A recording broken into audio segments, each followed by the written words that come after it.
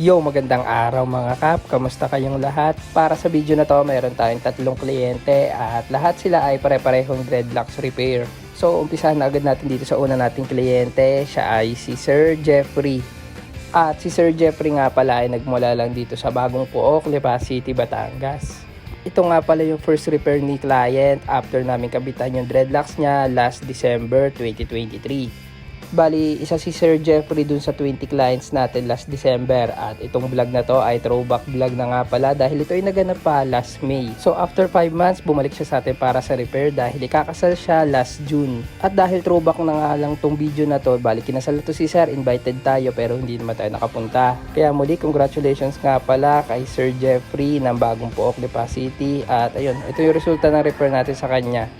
So dito naman tayo sa second client natin sa video na to. Ito yung isa pa sa mga regular clients natin dito sa shop. Bali siya nga pala si Sir Eric at siya ay nagmula pa ng Las Piñas.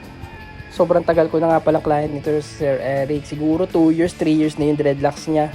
Buntis pa lang si Mrs. nung first time ko naging client tong si Sir. Tapos ngayon yung anak namin ay turning 3 years old na sa October 1. Kaya ayun, ganun ko nakatagal tong client si Sir Eric. Sobrang bait na client nga pala ito ni Sir tuwing may mga okasyon like Father's Day, Christmas, New Year, hindi siya nakakalimot bumati sa page. Tapos last Christmas 2022, yun, hindi niya nalimutan bigyan yung regalo yung anak ko. Kapag may session kami, hindi maaaring wala itong dala, talagang may pasalubong siya sa akin, napaka-thoughtful na tao. Bali, all natural na nga lang pala itong dreadlocks na client. Yung pinabit ko sa kanya, the first time is 8 inches. Tapos, kada session, kada repair, nagpuputol kami na nagpuputol hanggang sa yun. Minimaintain lang namin yung haba na ganito.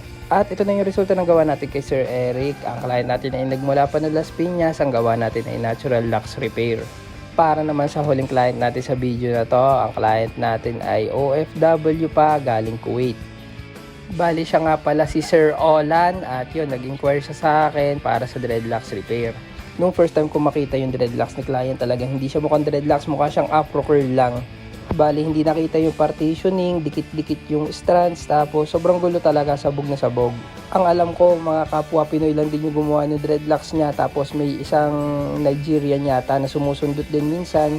Bali mga co-workers lang niya yung gumawa nito, tapos pag uwi niya dito sa Pilipinas, sa atin niya unang pinahawak para ipaayos.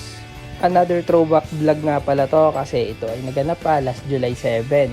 Nagpapa-schedule talaga siya sa akin noong July 6 kaso birthday ko noon, hindi ko siya maaasikaso kaya nireschedule ko na lang siya ng July 7. Tanda ko pa ng mga panahon na to, season pa nung avocado at kasama niya yung misis niya nung araw na yan, so bumili sila ng avocado sa amin. Sumasailan kasi kami ng pinsan ko ng pagbebenta ng avocado kasi yun, maraming avocado dito nung panahon na yan. Pinili na nga lang pala ni client i-keep na all natural yung dreadlocks niya kahit ina-offeran ko naman siya ng treatment kasi feeling ko mas maganda yung dreadlocks niya kung iti-treatment pa namin. At ito na nga pala, tapos na tayo sa huling client natin para sa video na to.